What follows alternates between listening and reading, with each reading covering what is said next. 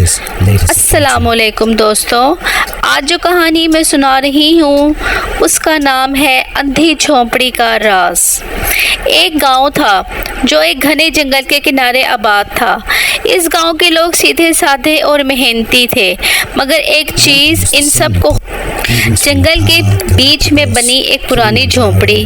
کہتے ہیں کہ وہ جھونپڑی صدیوں سے ویران ہے۔ دن کے وقت بھی کوئی اس کے قریب جانے کی جرات نہیں کرتا تھا، کیونکہ وہاں سے اکثر بچوں کے رونے، عورتوں کے چیخنے اور کسی بوڑھے کے کھانسنے کی آوازیں آتی تھیں۔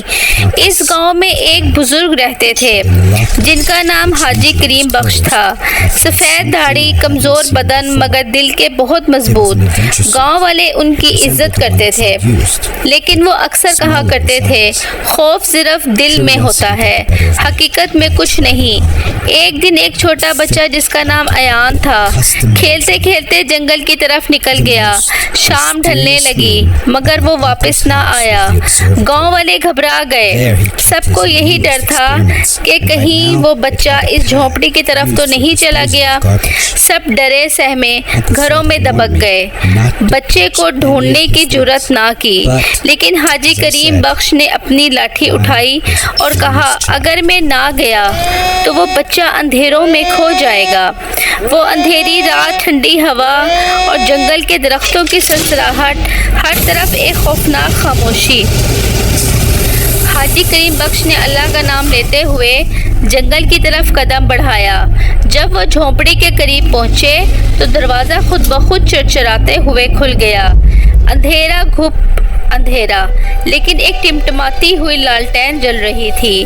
جھونپڑی کے کونے میں وہی چھوٹا بچہ کانپ رہا تھا۔ لیکن جیسے ہی بزرگ آگے بڑھے، اچانک جھونپڑی کی دیواروں سے سائے نکلنے لگے۔ کبھی عورت کا سایہ، کبھی بچے کی ہنسی، کبھی کسی بوڑھے کی کھانسی۔ حاجی کریم نے بچے کو گود میں اٹھایا اور کہا ڈرنا نہیں بیٹا، یہ سب دھوکہ ہے۔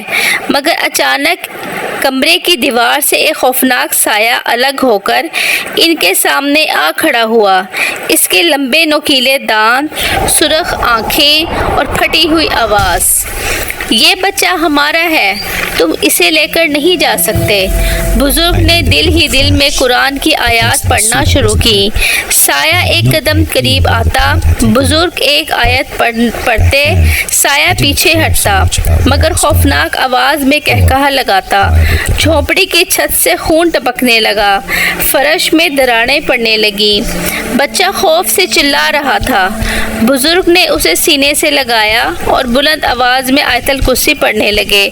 اچانک ساری جھونپڑی لرزنے لگی، سایہ آگ کے شعلوں میں لپٹ گیا اور ایک بھیانک چیخ مار کر غائب ہو گیا۔ جھونپڑی زمین بوس ہو گئی اور بزرگ بچے کو لے کر باہر نکل آئے۔ صبح ہوئی تو گاؤں والے حیران تھے کہ وہ بچہ زندہ سلامت واپس آ گیا۔ لوگوں نے حاجی کریم سے پوچھا بابا جی آخر وہ جھونپڑی تھی کیا؟ بزرگ نے گہری سانس لیتے ہوئے کہا وہ شیطانی سایوں کا ٹھکانہ تھا۔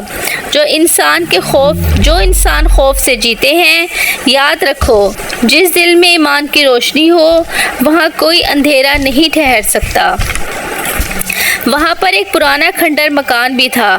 وہاں ایک چڑیل رہتی تھی۔ رات کے وقت کوئی وہاں جانے کی ہمت نہیں کرتا تھا۔ جو بھی اس مکان میں جاتا واپس نہیں آتا تھا۔